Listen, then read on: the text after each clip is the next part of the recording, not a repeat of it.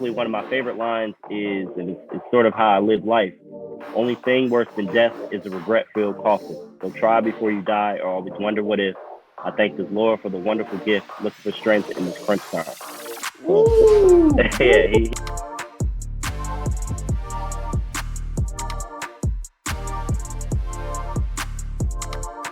Hey, it's Open Chikuma, Space and Equity. We're all about increasing assets and creating new space. Here today with Frank Jackson. Frank the Future. Frank is a master's degree graduate from the University of Penn, undergrad TCU. He's a teacher by trade, but now he's in an entrepreneurial space, teaching in a different format with the Pearl Effect. Frank, it's a pleasure to have you. How good. you doing today? What's good? What's good? Long weekend, can't complain. It's a beautiful day. Thank you for having me here. Absolutely. So Yeah. you mentioned that you were in the Poconos, and I grew up in the Midwest, so I'm familiar. Okay. Grew up in Columbus, Ohio, familiar with the Poconos. But tell the people, what's that about? You used to hear in old songs reference to the Poconos all the time. So tell people what do you do in the Poconos? Yeah. Well, it's a real mountainous area, so good for hikes in the summer. In the winter, you can ski. I'm not a skier. I've done it once. And and I always say, now I'm immune to the cold. If you take a black person skiing, I think they're immune to the cold after that. But the Poconos is just a nice secluded area. Actually, it felt like the Midwest. I haven't spent a lot of time in the Midwest, but it was very secluded. Felt further away from the city than it was, but it was nice. Yeah. Awesome.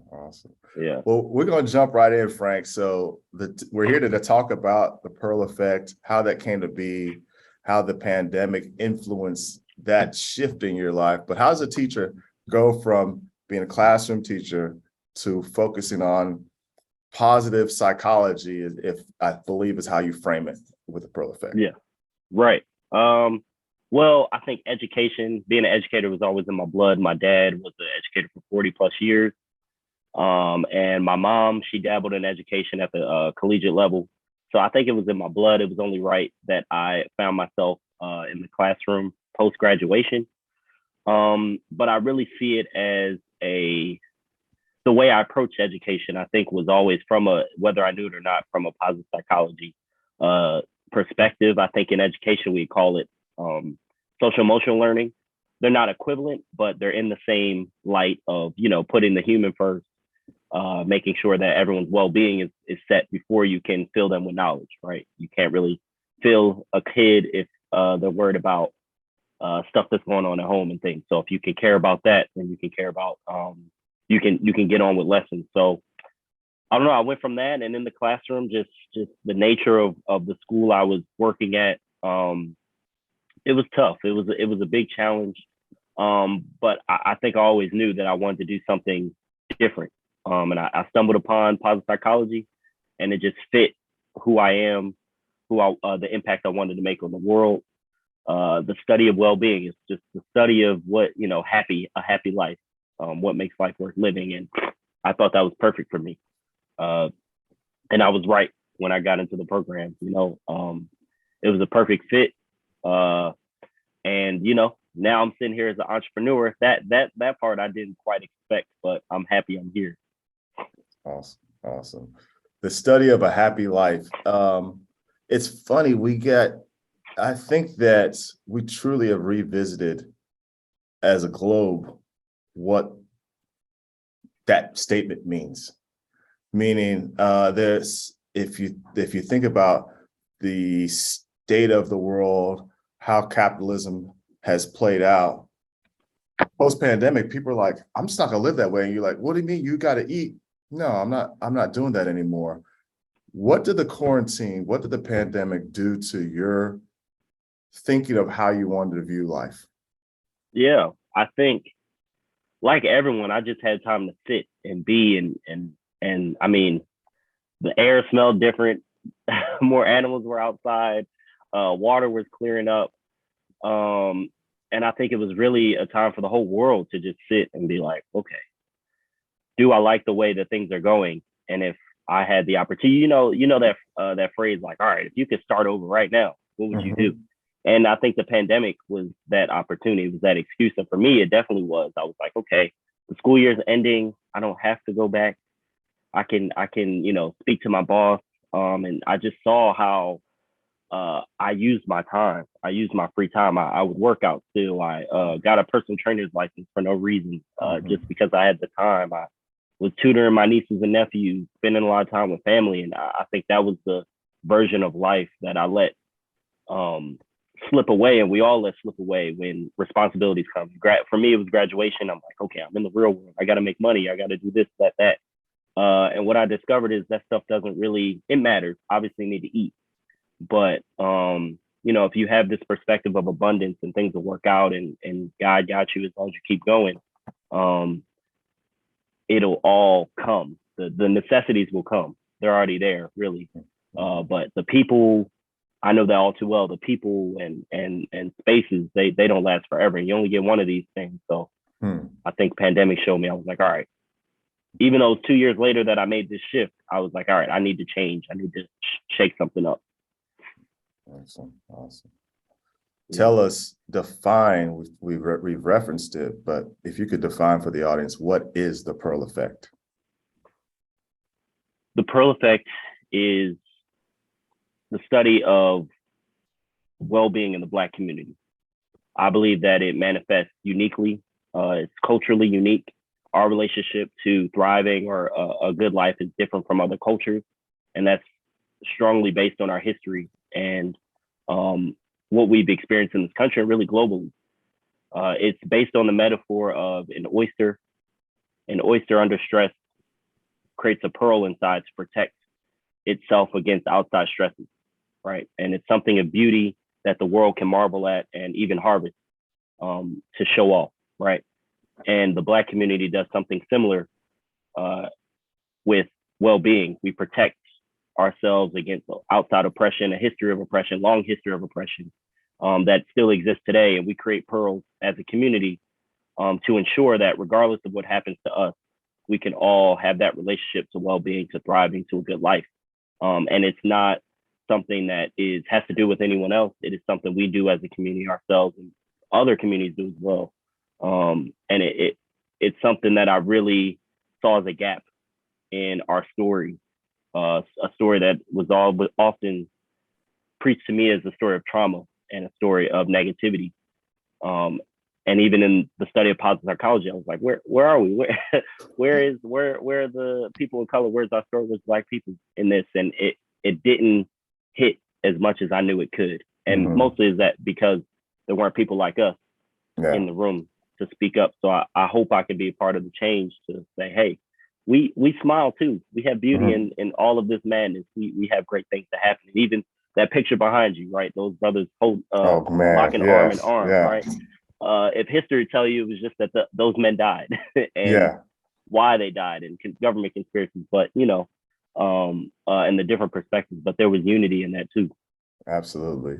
And there's a connection to all these brothers. So like what I like about that picture, you got Frederick Douglass, Martin Luther King, Nelson Mandela, and Malcolm X. And we all know those figures. They're well celebrated and documented. But the stories behind who their mothers were, the stories behind who their contemporaries were. So you've got Frederick Douglass, and then you got Martin A. Delaney, and the life that brother lived in so before the Civil War, he's like, nah, he goes to Africa, spends years there. He comes back, he gets a degree, I think from he was working at Harvard. He did not finish at Harvard because, as you know, the first Black graduate of Harvard is W. Du Bois, and then followed by Carter G. Wilson. But you had contemporaries to, like, obviously Frederick Douglass had an amazing, dynamic life, but there were other people out there. This Delaney started a police force for African Americans in Pittsburgh area. What it tells me, and speaking on the Pearl Effect, is that we did in stress, we created gems beyond measure. We had stories that are very expansive beyond what we just know about Martin Luther King. Nobody really celebrates A. Philip Randolph, who was the sleeping car porters really helped start the modern day civil rights movement as we know it today. Mm-hmm. Nelson Mandela and his influences, whether that be Lumumba. Mm-hmm. Those stories, our story is it's more expansive than we ever could dream. And I think that's what you were speaking to. You're like, hey, where are the Black people? Where are the stories besides just like the little check boxes that we get from Mm-hmm. a larger society? So tell us, how do we, in light of that, make sure that we enhance our people's understanding of who we are, who our history is, when there's a Mm-hmm. lot of efforts to suppress it? Well, it starts with awareness, and I think we have to challenge and look deeper into stories of these leaders, and look, as you said, more expansively at the community around these leaders. These leaders didn't do it alone, right? There are many people before, after, with them that helped. And I think if we can push ourselves and not look at history at face value, and really try to find the bigger story, the deeper story, the story of our people and not the individuals, Mm-hmm. right? I think that can be more inspiring, because I think we can look at a Martin Luther King, Frederick Douglass, Malcolm X, Nelson Mandela, and see that as anomalous, right? Like, Mm-hmm. okay, they did it. Those are the pantheons. Those are the people that we can't touch. Who do we have to do that? But when you really step back and see, okay, well, they had communities and generations of support and people making progress, that they took the flag and continued, it becomes a lot more palatable and becomes something that we can all take charge of, I believe. And that's what I'm trying to do. I don't see myself as a Martin Luther King or anything like that, but just another Black man trying to take our story and expand it and inspire others to keep doing, because we already have, right? Absolutely. This isn't new. What you're doing isn't new, which is should be an aid, right? Mm-hmm. Yeah. Absolutely. So you're a young man who's got, I would say, a level of ambition that most people don't strive for. You also have the challenging, or perhaps one way to look at it, the unfortunate reality of that you've lost both your parents before you were 30. How does that impact you? How do you stabilize your mental health with that reality, but still push forward? Losing both my parents and even beyond that, cousins, nephews, friends, is the driving force for my everyday life. It is something that is constantly on my mind, but I don't see it as a negative. Of course, I would love to have my parents back, but it's a reminder to live. And for me, live is a heavy word. It's an important word. It's a wide word. It just means to grab life by the horns and try to squeeze as much lemon juice as you can out of life. And live as if time is short, because it is. And I think I learned that lesson very young. Mm-hmm. That, wow, this thing can randomly just end. Yeah. Like, Yeah. it doesn't always make sense. You don't know the answers. You don't know when it's going to happen. You don't know how. And learning that, unfortunately, at 9 years old, I was like, well, it was a slow build, Mm-hmm. but I learned, like, okay, well, what does it really matter if I go chase something, if I take a risk? Yeah. I could die tomorrow. And Mm-hmm. it's that perspective is matured. But I think if I've used it to be responsible, but also fearless in Mm-hmm. a way, because I'm like, well, not only do I have the support of them, but I have the knowing that, okay, well, I bet if they were here, they would try to do something more, right? So it's been tough, but I try to remind myself and talk to family and talk to friends and be reminded that, I'm lucky to be here. Yeah. Life is a gift. And it takes the pressure off. It's like, well, if it's a gift, you don't feel pressure about getting a gift. You're happy. Yeah. And you wanna cherish it and make those around you who may have given the gift and are a part of the gift enjoy it with you. So I think that's how I try to move. I had my down days. My dad's birthday just passed about a week ago. That wasn't the easiest day, but again, I step back and say, okay, remember, you're here, you're breathing, you're living, make them proud. Amen. Wow. That's a blessing. It's almost like what I heard from your commentary was that our shortcomings, our challenges are our superpowers at the same time. Mm-hmm. Yeah. Because it gives you that perspective that you otherwise wouldn't have. And it's genuine. You can't create the pain and the joy and the life-giving powers that loss provides cannot be recreated in somebody else's life. Like I don't have that same, the way I have to come at the world going to be different than Frank's because I don't have that same superpower that I can draw off of. I have to draw from something else. So, well, that's amazing, and it's own right.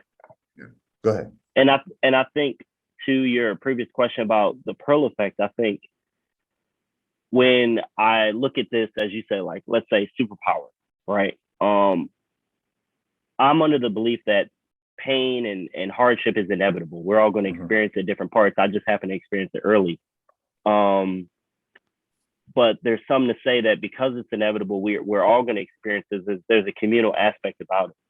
And again, looking at history and looking at our people, right, we've experienced a lot of it. And that there's just something in us, something of beauty that we all have that superpower. Yeah. And I think that's my goal with the Pro Effect is that we can all be aware and harness that. And it so that it doesn't take something as tragic as losing parents young or, hitting rock bottom or those things. We can tap into it and say, if that comes, when that day comes, I can not only get through it, but I can get through it because so many people have before me, so many people are currently, and so many people will after me. Right. And it's that understanding I'm not alone, even though I'm not talking to Nelson Mandela. I know that he was wrongfully in jail for over a decade. Yeah. Right? Your whole lifetime. My whole lifetime. He was in prison. And the first thing he did when he got out was to forgive. Right. Yeah. Like that's not just of him. That's not just of the people around him. That's generations. That's God. That's a lot endowed within him that he's harnessing. Right. Wow. Some people may be better, but I think we all have that ability. And that's my goal to say, hey, everybody, we have it. This is not like we have it. It's in us. Wow. Tap into it. Tap in. What's in your hand? Like the Lord said to Moses, what's already in your hand? I can't do that. I can't talk like my brother. Man, let me ask you this. There's a book out there called Post-Traumatic Slave Disorder by Dr. DeGraw, and she talks about the generational effects of slavery and how we see ourselves. And there's almost like a through line between W. Du Bois spoke about and the double consciousness that African Americans have in this. You see yourself as you see yourself, and you see yourself, and you have to, for practical purposes, see yourself the way the dominant culture, the power structure sees you, white America sees you. And in that, you're always, what results in that is that there's a heavy emphasis on the Black community to be practical, because the reality is I'm seen as less than. For survival's sake, I have to take a practical approach. And we've often seen mental health or wholeness as an impractical, that's that white people shit. We don't even have time for that. Tell me, refute why that commentary is incorrect, that sentiment is incorrect. Yeah. Well, to your first about the post-traumatic slave disorder, and I think that relates to some of my research on epigenetics and the biological and sociological inheritability of trauma, right? And we have a long history of trauma. And again, I think that is only looking at one side of the coin. Mm-hmm. And so my refute starts that there is a flip side to that, right? That is 100% true. We have inherited these this negative trauma within us that guides our decisions. And to your statement, it makes us a bit more practical and maybe safe because it's a survival tactic. Mm-hmm. But I would argue that our whole existence, our whole survival as a people is also impractical. And we've persisted, we've thrived. So there has to be another side of that coin that explains that, right? Mm-hmm. And I think that's where our story of beauty, our story of art making, our story of love, of community, that's where that steps in, right? Mm-hmm. That's not practical for slaves to gather and communicate through song Mm-hmm.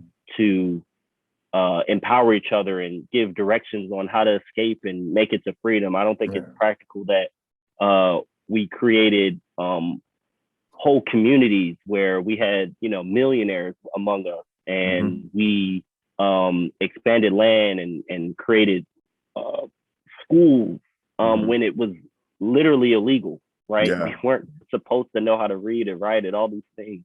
To create a whole genre, rhythm and blues, you got jazz that led to hip hop. Like those are all things that are part of our story of mental health, Mm-hmm. right? It doesn't look like going to a therapist or writing down our feelings, which I think those are valuable tools. But for us, I think that's the way we've done it. We've done it together through art, through literature, through education, through community.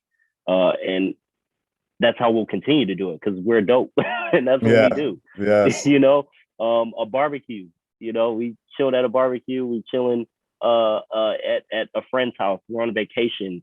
Those moments, even a group text, like those moments protect us because it would be impractical to protect ourselves in the way that the white culture does it, right? It doesn't fit us because they don't want us to they don't want us to survive. They don't want us to thrive. Yeah.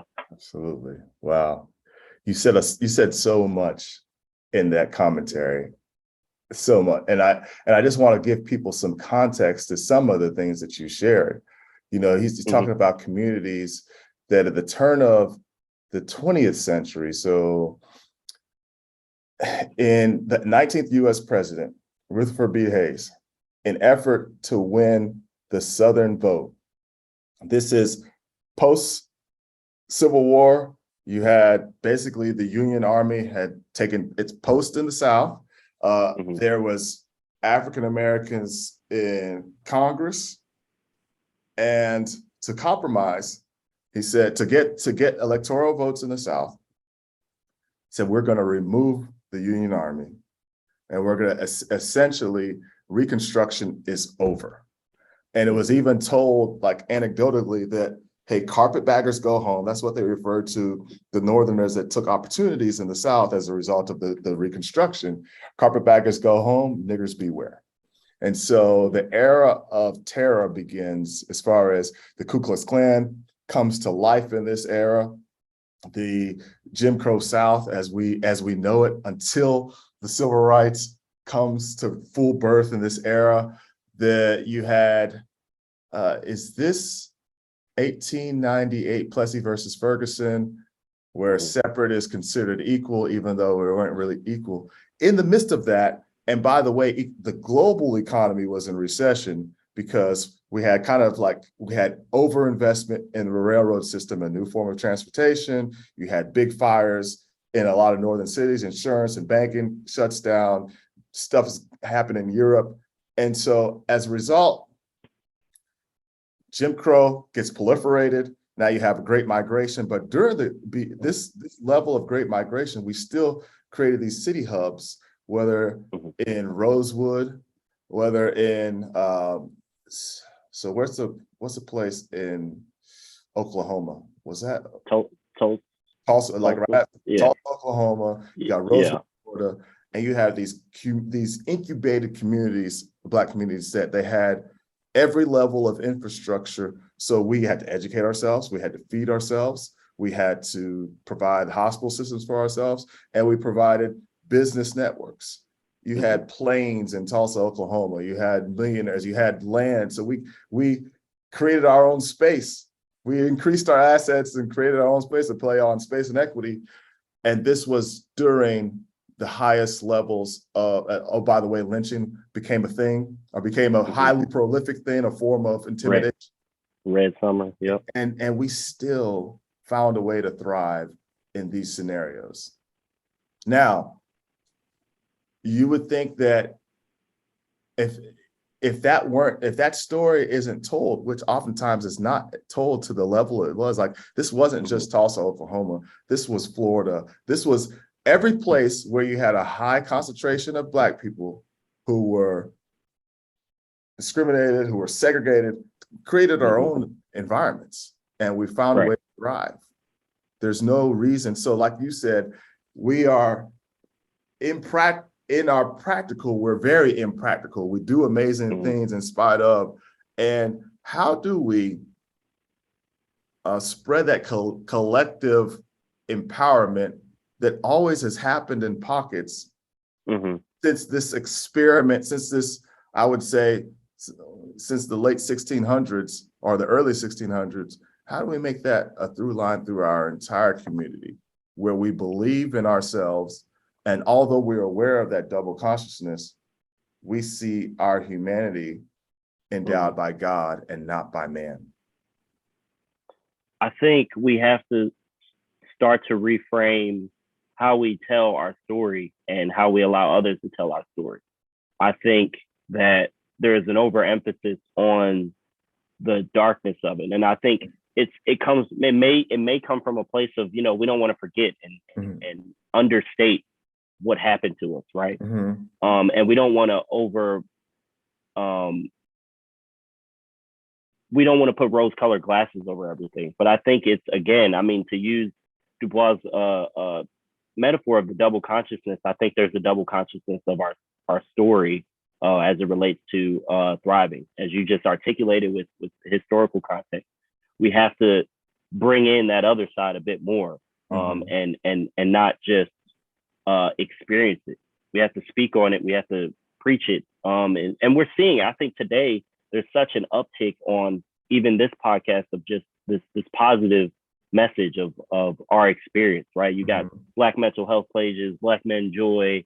What's the gentleman's name? Something Wilson. And he does a lot of Black men mental health talks on Instagram and things of that nature. But I think this era is where we're starting to discover that the good has power too in empowering us. And it's not just about our traumaed past, right? That's important context, and we should all be aware, but we can start rewriting a new story as it relates to today. Because to be honest, many of us today feel very removed from those times. And it's different than civil rights, where, you can look at your father and say, your mother, be like, oh, you were on a plantation. And, I just think we can do a better job of telling both sides of the story ourselves and not leaving it up to others. Right. Yeah. We tell our own story, not allow somebody else to tell our story, or at least refute it. So it's funny you say that. HBO has, which is very entertainment for me. They have not a special, it's a show about the Lakers dynasty. Yeah. And then right after, the Lakers put together their own story where they call it like basically a true story. And then Magic Johnson does something similar. So people do it all the time. You can't control what people say about you, but you can tell your own narrative. And we have the platforms to do it. Right. Speaking of, I think there's another opportunity as well. And that's connecting the dots or putting a network together. A lot of us in the Black community got on Ice Cube when he came up with his plan for Black America. Oh, who's Ice Cube to say that? Even though he got with the intellectual powerhouses to help put that plan together, it's not something he created by himself. Oftentimes, if you look at it, it's a lot of things that the Nation of Islam, Louis Farrakhan, talked about during the Million Man March of the mid-90s. It's a continuation of that. But that being said, how do we get away from the backbiting and taking the good of what one another are put together so that we can thrive? What does that look like if Jay-Z, who grew up in the crack academic, grew up we created hip hop out of that, and now he said, "Hey, look, as a result, I've brought on 3 Black billionaires," but he's not the only Black billionaire. Oprah's not the only Black billionaire. You have people like Don Peoples in real estate who was inspired by or empowered by Marion Barry. And if you just listen to Dominant Society's story of Marion Barry, oh, he was a crackhead that we blah, blah, blah. Or was he part of the next generation of the civil rights movement that said, we're going to use this political platform to economically empower people, and did so? Frank, how do we make sure that the Jay-Z's of the world, the Don P's of the world, the Ice Cubes of the world, and even Boyce Watkins all work together instead of the backbiting that often happens in our community? I think part of the answer starts at an acknowledgement, and we have to give credit to, though it's slow, I think the slight improvement. One, we can disseminate those messages in such diverse ways, right? Jay-Z does it in music. I guess Ice Cube did it in a tweet or an interview. And negative or positive, our reaction is, one, free. We're free to make that reaction. And two, we have access to the message. And I think I think more than anything, it's going to keep coming with time. Unfortunately, we have a lot of, you spoke to it earlier, we have a lot of unlearning to do, and that's just based on our survival tactics. But then we can still do a better job of acknowledging what exists and tapping on that. And I think that's part of my mission, is just, okay, the Black agenda and those things, I mean, you even said it, Ice Cube wasn't saying anything new, right? I think we can be more aware of those things, but we can also just be more aware of, okay, tapping on each other and leaning on each other that are doing great things and highlighting those and pushing those to the forefront, and not always trying to create a new. We can enhance what exists, right? You know, Black podcasters join together and aren't looking at it as a competition, maybe friendly, but also behind closed doors. How can we grow each other? Musicians are working together, using song and rap and all those things to disseminate messages. And we just continue to be creative about it. Because you cancel Ice Cube, well, he also has a post, he has the big 3 post retirement basketball league, which is, I think, is a beautiful way to give athletes who are past their prime some purpose, right? There are things that exist. Jay-Z has penetrated the NFL system and all those things. He's doing great things and created billionaires. Like there's things, it's a 2 sides to it. And we can't just be so quick to focus on the bad. But unfortunately, we, all of us, regardless of color, have a bias towards negativity, right? But if we can be patient with that moment, we can get through and then say, okay, actually, that was kind of dope what you said. Like maybe we can tweak it. Maybe you're not the messenger, but we can just be a bit more patient with it. Patient with each other. That speaks into or leads into, is this generation ready to make the move to connect the diaspora? So you have African descent in the Caribbean islands, you have Africans in the Americas, you have Africans throughout all of Africa, throughout all of Europe. And we all tend to have our different story, even though we had very similar experiences. So colonialism and slavery kind of have the same effect on a humanity, yet we act like our stories are so disconnected, even though they're interconnected. Is this generation the generation that is ready to take Garvey, Marcus Garvey's concept of back to Africa, and really we don't necessarily even have to physically go back, but we can be connected? Are we ready for that? I would say probably mentally we are. Mhm. But I'm unsure of the awareness. I would be uh, wrong if I could say that um, this generation is 100% tapped in. They may be very tapped in, they may not be, to that connection of the Garvey and the messages that are global. I know for me personally, I really wasn't aware that my Blackness was global until I went abroad. And I Mhm. remember I was lucky enough in college to study abroad in Ecuador. I spent 5.5 months there. And one of the first weeks there, the other students were mostly white women. And one of the first weeks there, actually, I'll say my dad was able to visit for a week. And I remember we were in a taxi, and the taxi driver only spoke Spanish, of course. And we're talking, and he asked, where are you from? Are you from the coast? And I said, no, no, no. We're actually from the United States. My dad is visiting. I'm an exchange student. And he said, what? Uh, and it turns out that all of the African descent people, Afro-Ecuadorianos, live on the coast of Ecuador. Mm. And they won their independence as soon as they landed. And since then, they have been excluded from the country, but part of it. And they weren't even put on the census until 2003. Wow. And learning that information, I was like, wow, so I am an N-word everywhere, right? Mhm. But at the same time, I'm empowered because I'm like, I have brothers and sisters everywhere. And my host parents told me, don't visit that area. It's dangerous. But I went. Mhm. And when I went, everyone greeted me like, cousin, what's up? Yeah, yeah. But I don't know that how many people in my generation, our community, have that access. Mhm. And so I think that is the key there, is like access to not maybe going abroad, but also the information, Yeah. right? We barely know that, the story of Frederick Douglass and the breadth of it and the Mhm. whole wholeness of it. It'd be hard pressed to then say, do you know your African roots and these things? Yeah, So yeah.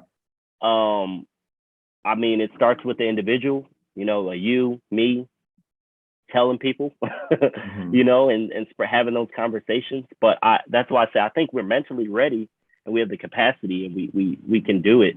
But to say that we are aware, I don't know, Yeah. because I know I wasn't. And I would say I hope to be a leader of my generation, and I don't know that many of us are read up because of the access isn't there. Yeah. It's interesting. So like Chancellor Williams wrote The Destruction of Black Civilization like in the 70s, but he Hmm. took about 20, close to 30 years to do the research to write this book. So I think he literally traveled every country in Africa, which at the time I think there was like 51 countries. Sudan was Hmm. still, and he met with the teachers instead of taking for lack of a better term, the colonized route. He went Hmm. with the indigenous folks who knew the history thousands of years before, and he compiled that data into one book. It's like a 400-page book, but there's so much to learn just in that one piece. And so, Hmm. like you said earlier, there's no need for us to reinvent the wheel. There's already Hmm. breadcrumbs of Hmm. information that we have access to. We just need to tap into it. And I do believe, I asked the question because I believe that this generation is ready. There was an awakening really through the Hmm. pandemic where people are starting to say, you know what, I'm going to be the author of my humanity. I'm not going to Hmm. see myself the way the world sees me. And like you said, I'm a I'm a nigga across the globe. Yeah. Unfortunately, the story that has been told about us has been told. But I think if a story is so resonates, there's a reason for it. I think there's something Hmm. powerful about our people. Somehow we survive all these atrocities and we still thrive. I think our Hmm. story, and I think folks know that our story begins pre-slavery. We didn't just wake up in the jungle and then get enslaved. No, Right. we began civilization. I think there's an awakening to that. But not only does it need to be awakening, then there's action. Then Hmm. there's what you're doing at the Pearl Effect, what we're doing at Space and Equity. We have to understand where the synergies lie and deliberately exploit those synergies, work together. Okay, I can help you in this area, you can help me in that area, and create a network that it continues to empower our people. Right. Right. It requires, as it always has, community and leaning on each other. And if we see it as a individual task, that's a heavy burden. But again, we keep saying it, but it's nothing new. And that makes it a lot easier when you know that people have taken the flag a little further, and you just got to continue it, you know. But yeah, I agree. This 2020 that passed, that was an important moment, and that momentum is crucial. But I think, yeah, things are brewing, and it's about all of us, even myself, just being more aware of what is brewing and how can I help. You know, I'm sure I'm doing it on my individual level, and you're doing it on the individual level with our companies. But even again, we could tap in probably better. We can always tap in better of, all right, what are other people doing? They might be doing it better. Yeah. How can I help? You know? Absolutely. So, Frank, if people want to connect with you on a professional level, how do they get with Frank Jackson and the Pearl Effect? The easiest way is to go to my website, thepearleffectpp.com. That's where you can read more about my company, my theory, and contact me if you are interested in learning more. You can set up a call, do what you want to do. You can also email me at info@thepearleffectpp.com. Again, that's just direct line to me. And then if you would like more of a subtle message, you can follow me on LinkedIn, Frank Jackson, and Instagram, Frank_the future. Awesome. And then how does the Pearl Effect, because all of our agendas, they need capital. We believe we believe we can bring something into fruition by acting on it.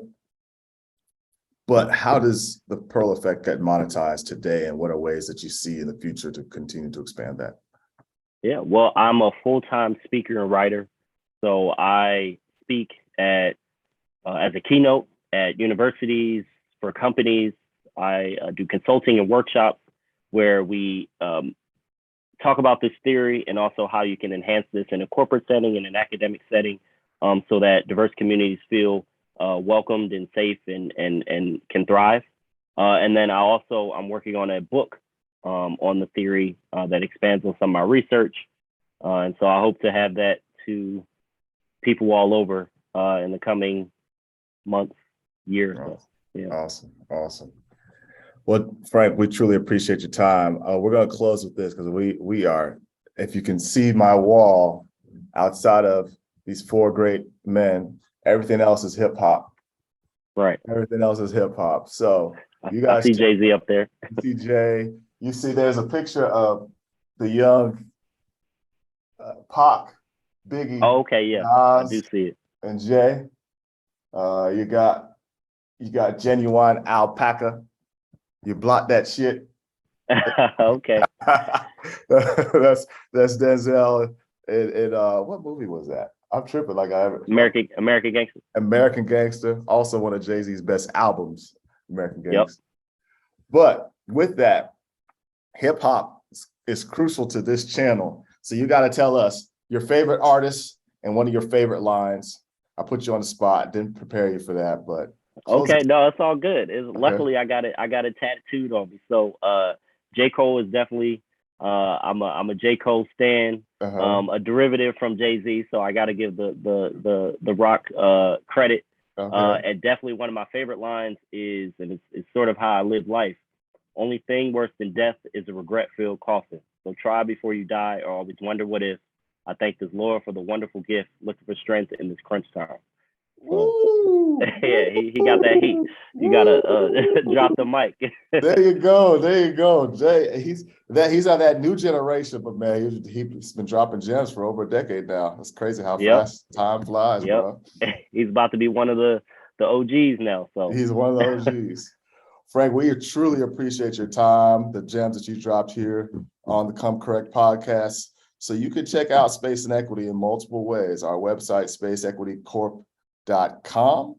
Come check us out. There's consulting on there. There's a shop on there. And soon, within the next week, we're going to start advertising Field to the Boardroom. This is our networking arm of the franchise. What we want to do is make sure that we connect resources in the Black community and the Brown community. We connect with one another on what professional resources exist. So FTBR2 is going to take place in Charlotte, North Carolina, February 17th through the 19th of 2023. That's President's Day weekend. That's Black History Month. So come check us out. If you want to find out more about that, that'll be on the website, but you can also see what we did at Field of the Boardroom 1 last year. You can also check us out on LinkedIn at Obi Chikuma. You can check us out on LinkedIn at Space Equity Corp. On IG, Obi_empowers and Space Equity Corp. There's multiple channels. Make sure that you like and subscribe to our podcast on YouTube, Become Correct Podcast, Space Equity. When you come correct, they can't stop you. Frank, we appreciate your time, man. Have a great one. Yeah, thank you. Thank you. You too.